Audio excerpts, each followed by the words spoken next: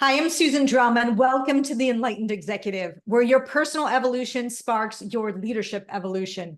Each episode, we feature groundbreaking techniques and strategies to help you get the edge in personal and leadership effectiveness. This episode is brought to you by Meritage Leadership. At Meritage, we strengthen leaders and empower teams to achieve high performance. Are you curious about your development path to enlightened leadership? Take our free 5-minute quiz at susandrum.com to discover your superpowers and the roadblocks that could get in the way of effective leadership. Today, we're focusing on courage and the importance of understanding your true identity to be an effective leader in the face of chaos and change. And I'm honored to introduce my guest, Colonel Martha McSally. McSally is a real-life Top Gun fighter pilot, pioneering leader, inspiring speaker, and celebrated author. She is a compelling example of overcoming adversity and fear to achieve amazing results. And it all started when she lost her dad at the age of 12 and survived sexual abuse and assault. Martha persevered to become the first woman in U.S. history to command a fighter squadron in combat. Along her journey, she overcame huge obstacles, including a U.S. law that wouldn't allow women to fly fighter jets.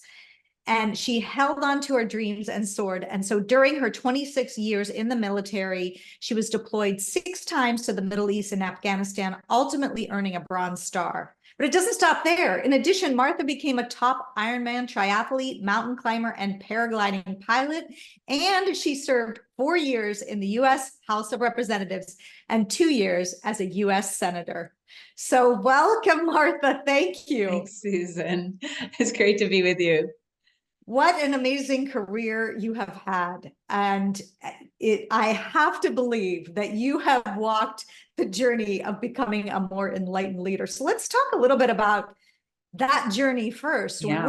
Who were you initially, and how did you make the transition, and where are you now? Well, yeah. I started as a shy, motion sick girl, and the trajectory of my life was started to be propelled when I lost my dad at 12.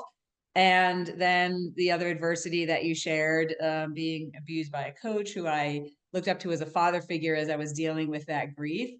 And, off I went to the Air Force Academy. I didn't know what I was doing. I mean, if anybody's got teenagers, you know what I'm talking about. I was still dealing with the volatile emotions inside, but I was driven to make my father proud, which what he shared before he died. And those were not easy years, but I thought, hey, I'll go do something purposeful that'll kind of keep me in check, give me some guardrails, not settle my mom a debt and pay back in service. But I've got this kind of change agent, entrepreneur, rebellious, questioning spirit. So a lot of people didn't think I could, I was going to make it. But off I went to the military, and I thought I was going to be a doctor. And I found out when I got there, it was against the law for women to be fighter pilots. And it just pissed me off. And he was like, well, that's exactly what I'm going to do. And, it was like, well, but it's against the law. I'm like, yeah, I know, we live in America, laws change. And so I just put this dream in my heart, and I bloomed where I was planted. I just kept, making decisions to keep those options open. But I willed this destiny into existence for me. These are some of the tools that I now teach, actually, about just declaring what my vision was, that I am a fighter pilot in the present tense. And it took 10 years. But eventually I was in the right place at the right time when everything changed and the door finally opened for us. And I was given the opportunity to go through. And for my journey to kind of categorize it, I was very driven, just like dictionary definition of driven. In a lot of ways, I was trying to prove people wrong, that girls can't be fighter pilots, right? So that can be an okay motivation until it's not, right? Like that can't drive you for your whole life, but it certainly gave me some jet fuel. I definitely was propelled by my adversity, for sure. I look back, having lost my dad, and then even being abused by my coach. I look at it even before I had unpacked any of that really and healed from it. I allowed it not to hold me down or hold me back, and I just was like, don't tell me I can't do something because I'm a girl. I really feel like those events actually gave me that kind of grit and drive even before I was healed, if that makes sense. So we could do amazing things with our adversity, even when we haven't fully been freed, from it. And so I just was, very driven, very grinding my schedule. I'm sure a lot of your listeners can relate to this. Just, I mean, grinding demands from my time in the military, and then, political combat, a whole nother chapter, and kept setting really big, amazing goals and achieving a lot of them, failed along the way for sure. But also realizing that it wasn't ultimately deeply satisfying to my soul. I mean, it was satisfying to a point along the way. I'm not trying to just throw it all out. And that whole journey really served a purpose. The honor of my life was to command men and women in combat, bring them over from Arizona all the way to Afghanistan, providing 24/7 coverage for our troops. I mean, with all the complexities that come with that leadership of the team, where lives are at stake, a lot of pressure, a lot of high risk, complex scenarios. So I'm grateful for all those experiences. But I think hopefully people can relate to, especially those who are kind of in, middle age. Like at some point you kind of go like, is this it? Like, okay, what's next? Or there's this deep dissatisfaction inside you, and you've got to kind of go like, all right, what is that coming from? Am I not doing what I'm supposed to be doing? Is there something more? Am I out of balance? And so my journey because also just to interject, that fuel of, okay, I'm going to do it because you said I couldn't do it. And then you do that, but you're still feeling this sense of incompleteness. So what's next? then what is that? Yeah. So go ahead. And so for me, it was always like, okay, what's next? And I very easily shut off identities that were attached to me, of like the uniform. I mean, there's a lot of people who really do struggle when they shift a role that they're in. They leave the military, they sell their business, the kids move out of the house, they get the divorce papers. And for me, as I think about like what are my superpowers, reinventing myself is a superpower. Like I would just be like, all right, what's next? And it's time to go do something different. I left the military. I was a professor for a while, and then I was yelling at the TV. So then I found myself running for Congress, and found myself. I didn't find myself, but I worked my butt off to get there, and became a U.S. senator. Then that season ended, and as difficult as it was, because I really gave it my all in order to continue to do that. That season was over, and very quickly I go through grief. It's not like I don't feel the grief, but then I'm like, all right, what's next? So there's this element of, as I reflect on it in my growth, of expanding always. We're just like living an expansive life and always wanting to challenge myself. But also realizing that I'm not looking for external accomplishments to satisfy something that is deep within my soul and spirit, that cannot be satisfied by doing something in the world. I'm most proud of who I've become, as opposed to anything I've done. And so, but this is not an easy journey for us to go on, who are very driven, very results oriented people. But it is the most important journey. It's the inner journey that you need to go on in order to get to a place. That doesn't mean you're just sitting on your couch all day, like, meditating, right. But it does include some practices where you do, slow down.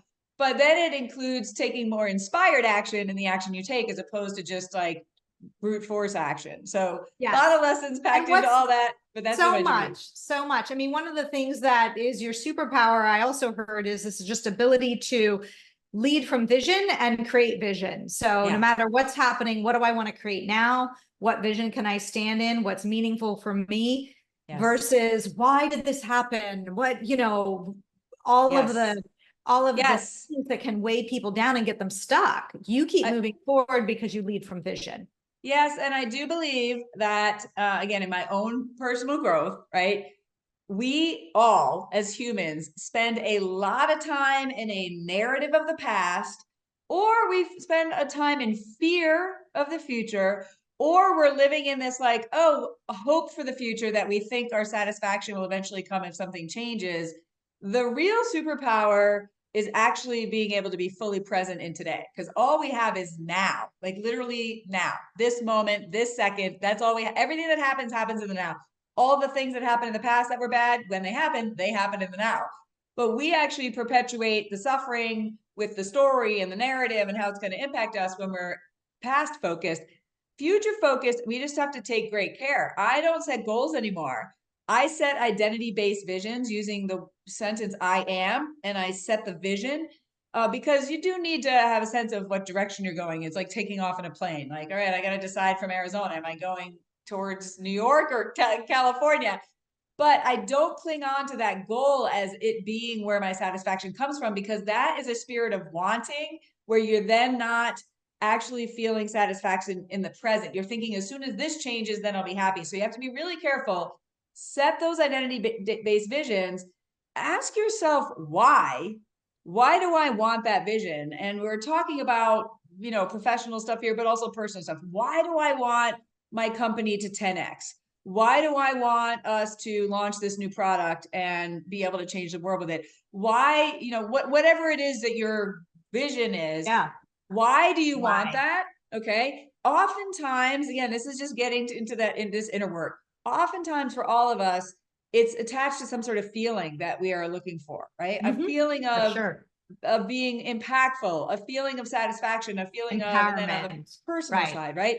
Yeah. So then the question is, how do I take that feeling that I think is future facing, and how do I make sure that me and my team embody that now, even in our current circumstances? Because that helps you not be feeling like, oh, things will get better when, things will get better when. And so if you're future facing where you're not present, then that actually can be dysfunctional, almost as dysfunctional as past facing, if that makes sense. So For it's sure. okay to have the vision, right? Connect it to the feeling, and then how do you embody that feeling now, even if the external circumstances, they feel like they suck right now, right? Even if For it's sure. just For like sure. you're not where you want to be, like, all right, but if I want to feel empowered then and impactful then, how do I feel impactful now? Your best chance to actually making that happen is for you not to be in a place of complaining and wanting and feeling lack. It's actually embodying that now. That will then allow you Yeah. to bring that bigger future to you. I love the I am statements because that's also what I use as the playlist. I call it the playlist in my book around the leader's playlist, and taking the old statements of I'm treated unfairly, or I'm not safe, or I'm an imposter, whatever, identifying first, like, what is that old thing driving me? But it's an I am statement. And the new playlist title is, I mean, for me, it was I am empowered, right? Others, it's like, I'm not alone. I'm supported, right? What are those feelings that you're really going for? And practicing the vibration of being in that space. And that's what I talk about, is how you can use music to do that. But there's so many different ways. So I love that you lead with the I am statement, because it's so incredibly powerful. And like you said, it's how our identity, our true identity, is really the journey of the enlightened leader. Yes. And it's not, I think about becoming a fighter pilot. I declared I am a fighter pilot. I didn't say I want to be, I hope I might be, someday it might happen. No, it was I am, and in the present. And it may sound, unfamiliar to people to do that, but you are taking on that future self vision and embodying it like it's the present. And that actually gives you the flight path to the future, but it also gives you what you're looking for in the present, which is that satisfaction, that gratitude, that empowerment, that whatever it is that you're actually, seeking, and not being in a place of, again, lack or want. Because if you're in a place of lack or want, you are going to stay and get more of lack or want, and you're never going to be able to get from, point A to point B, which is where you're trying to, where you're trying to go to. And it's all about those, like, it's not just what you're saying out loud. It's important to say things out loud, because you can, again, speak it into existence. But it's also what's going on in the monkey brain, what's going on in your head. What, as a leader, especially if you've got all sorts of narratives going on in your head, and you think you're showing up to your team and no, I didn't say that to anyone, I just said this.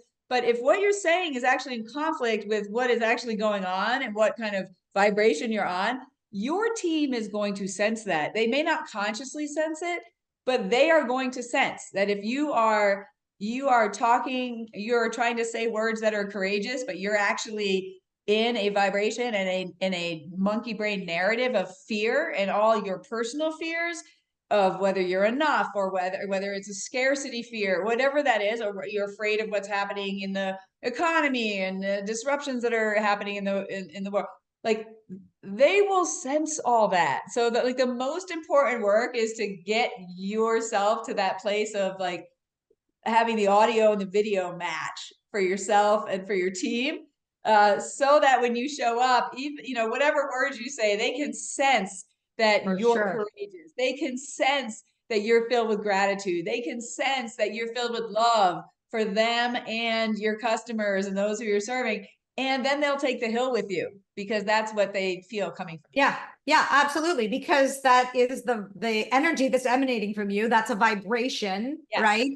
And vibrations, emotional vibrations, can be measured. So it can be measured 3 feet off your body in terms Yes. of like, what are you really feeling? I mean, you just asked your dog. We were talking about, we both have dogs, right? Yeah. Your dog knows when you're excited and Yes. when you're sad. You don't have to say a word. Like, they can tell when you're grieving, right? Exactly. And how can they do that without you saying a word? Well, guess what? So can your team. Your team can tell exactly what's going on. But tell us a little bit about, we started about courage, because certainly you've had plenty of circumstances where you had to come up with unbelievable courage in the face of adversity, with Afghanistan and being the fighter pilot that you were. Yeah. What lessons do you have for those on the path to enlightened leadership around courage? Well, I think fear is one of the biggest things that holds us back from living the life that we came here to live and having the impact that we were intended to have as a leader. And whether you're conscious of it or not, you could have unconscious fears. But I just believe that fear is like one of the biggest things that holds back. So when it comes to courage, a lot of people, I think, look at those of us who, you know, fly into the face of danger, who do very challenging things that take courage, as if we're not like them or we're some sort of action figure. It's just not true. And courage is like going to the gym. You build courage. It's not the absence of fear. It's choosing to do things afraid in the midst of the fear. Dan Sullivan's a entrepreneurial coach. I'm not sure if you've heard of him before, but I do. he has a phrase where he says courage. He's actually quoting a sergeant when he was going through basic training. He says, courage is doing what you need to do with wet pants. Right. And so I think about the first time I took off in the A-10, having never flown it before, with no 2-seat models and no simulators. First flight was solo. And this was 10 years after I had this dream in my heart to become a fighter pilot. Now it's becoming a reality. I remember it like it was yesterday, sitting at the end of the runway when the tower cleared me for takeoff. I did not feel courageous. I felt like I was going to throw up. I was like, this is crazy, right? The fight or flight was kicking in. My heart was racing, right? My mouth was dry, all the things. But I had a choice in that moment. I could taxi back in and say, I'm going to give into the fear and give that fear power, or I could push up the power and take off afraid. And so I chose to take off afraid, which then built my courage and confidence. Then I was like, I did it, you know, and then I was like, oh crap, I got to figure out how to land. But over time, taking off and landing was almost like, you ever driven to work before and you like, how did I get here? It becomes so kind of unconscious. You're not having to be fully in the frontal cortex, right? To make every move. First time you learn how to drive, that's the way you are. But then eventually you're like, yeah, how did I get to work? Then I got to fly in, tactical situations and learning how to do weapons delivery and flying at night and air refueling and flying in the weather and then flying in combat. And so, like going to the gym, you build the muscle memory of it's a familiar feeling, and then you choose to do things afraid, and then you actually build your capabilities, your confidence, your courage. And then guess what? If you are committed to a life of expansion, you're always going to be right on the edge of your current capabilities, which means you're always going to feel fear. You're always going to feel discomfort because you're about to do something you've never done before. And oftentimes we turn that narrative into imposter syndrome, right? Well, I don't belong here. I don't know what I'm doing. It's like, no, if you're expanding, you by definition have never done the next thing before. But if you choose to first have awareness of the fear, right? Make sure obviously you are safe. You're not doing something reckless. It's about just managing risk. But then you choose to do the expansive thing, choose to do things afraid. Then you realize the fear doesn't have a power over you. And then you build your capabilities, you build your competence, right? And then it's time to expand again. So it's that way, I think, for all of us. And some people can get stuck in a cycle where they give into the fear. And every time they have that familiar feeling, they contract, right? How do I try and make myself safe? How do I try to mitigate risk? Well, you can't live in a bubble. As a person and as a leader, you cannot mitigate and eliminate all possible risks for any sort of physical or emotional or financial or whatever. The issue is we make good decisions by managing risks, but we choose to live an expansive life. So we choose to be right on that edge. We're always uncomfortable and we're familiar with the fear. You can name it, name it Charlie, name it, whatever, give it a name. So it's familiar. Be like, hey, Charlie, there you are again.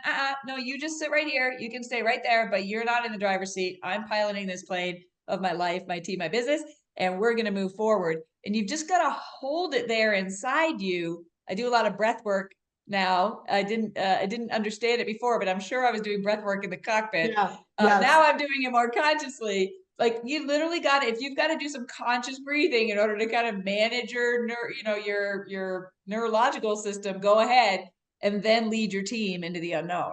So the first thing is just being aware of what fears might be driving you. I mean, it may be a great journaling exercise for your audience to say, be honest with yourself. What fears might be driving you unconsciously that are holding you back and holding your team back?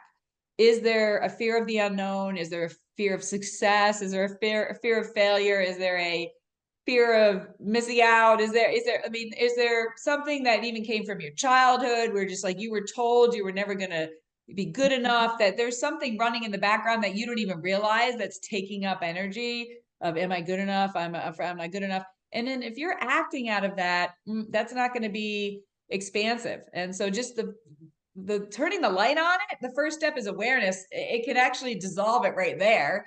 In some cases, you've got to go through more modalities in order to be freed from it. But just that first step is awareness. And just turning that light on clears out the darkness. You don't shoo the darkness out. You just turn the light on.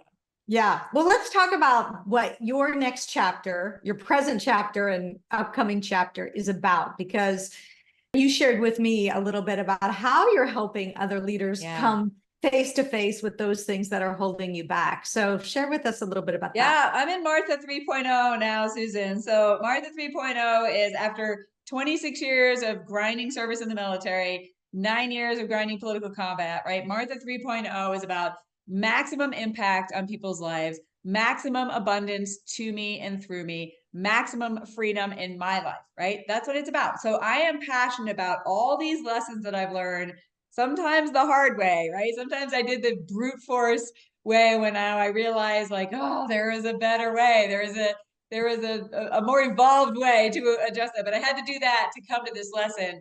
So I'm helping people through keynote speaking. It's just a passion of mine to be able to inspire and equip people with actionable things that they can take home. But then sometimes people come up after my speeches like, how do we go deeper with you? So I'm doing coaching now. I actually have created a Facebook community. I'm offering actually some free coaching once a month. If people want to join my Facebook community, it's the U 3.0 Facebook community. We can make sure everybody has all the info on that. And I'm also leading adventure retreats now. I'm super adventurous person. I paraglide, I backpack. And I just had so many people saying, I want to go deeper with you. And I would love to do some of the adventurous things you do. So I'm looked around, like nobody is offering opportunities for us to connect with nature, rediscover our true essence, and emerge. This first one is called the U 3.0 Adventure Retreat. Emerge as U 3.0, like fully connected with your true essence, with clarity on what to cut away, what to stop doing, what inspired action to take as you move forward, and connecting with each other, connecting with nature, connecting with your creator, however, whatever that means for you. So I'm bringing people out in nature, not making you suffer, but we are going to do some challenging like hikes and rappelling and things like that with some content and reflection and magic happening around the campfire. I'm super excited about this. My first one is going to be this August. It's already filled up, but you can go to my website, marthamcsally.com, and sign up for the wait list for the next iteration. I really believe this is transformational opportunity for people.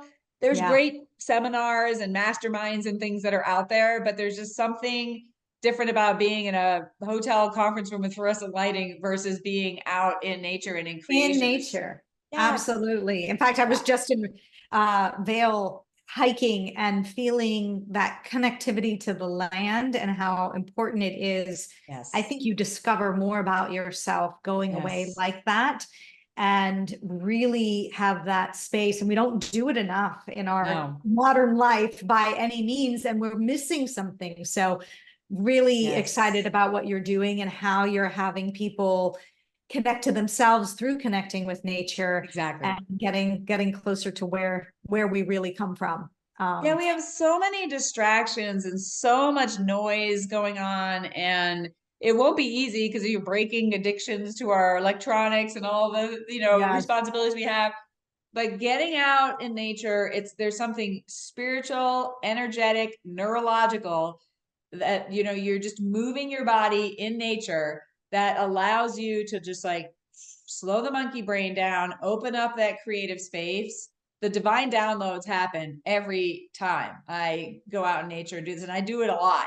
So now I'm bringing people with me so that they can also experience those divine downloads, get that true clarity. What do they need to be shedding? What do they need to say no to? What do they need to be freed from? What fears are holding them back?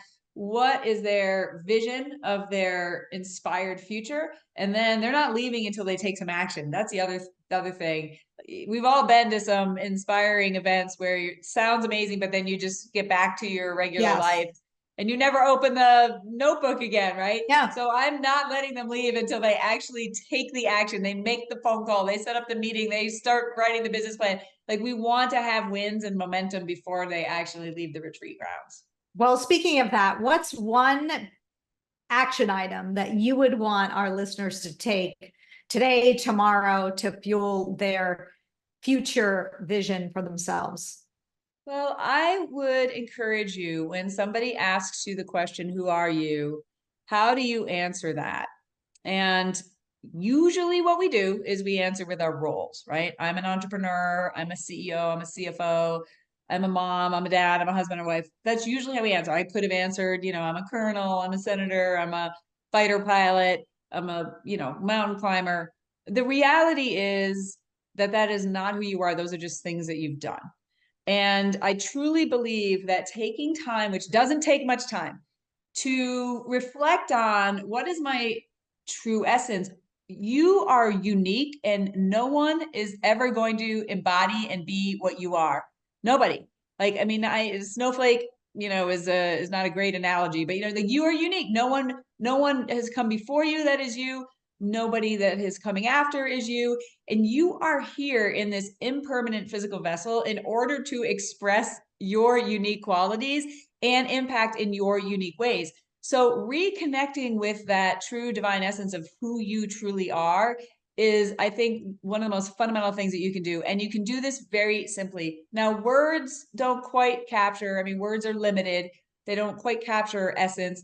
But if you would just sit down before you go to bed tonight and just pull out a piece of paper and brainstorm, what words would you use to describe you, right? Like the higher self you, okay? Not when you're at your lower self, but your higher self you, your uniqueness, your superpower, your zone of genius, whatever you want to call it, your unique attributes. They could be nouns, adverbs, adjectives. Don't get stuck up on that. Just write words down. My list is right here in the back here, starting with I'm courageous, I am integrity, I am generous, I am growing, I am relentless. And it keeps going after that, okay?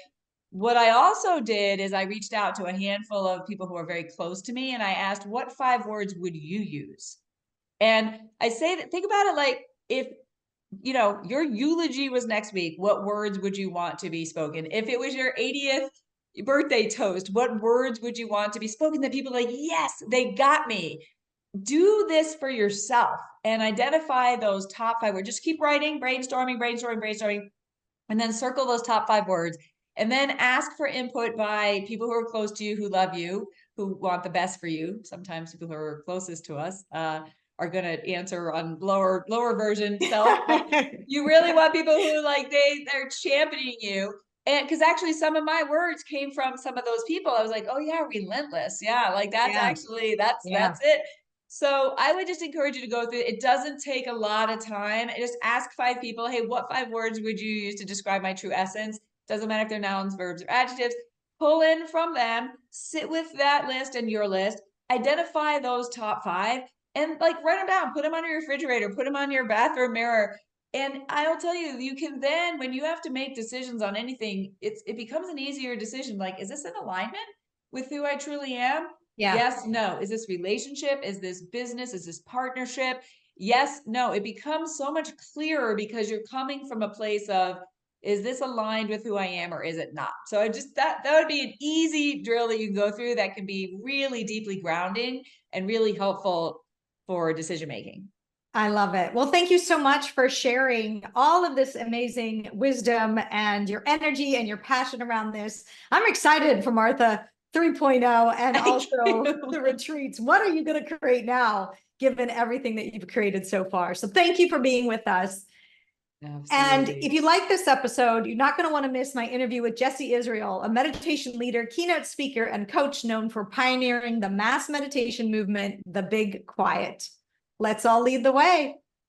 Hope you enjoyed today's episode, and I'd like to point you to the next important step.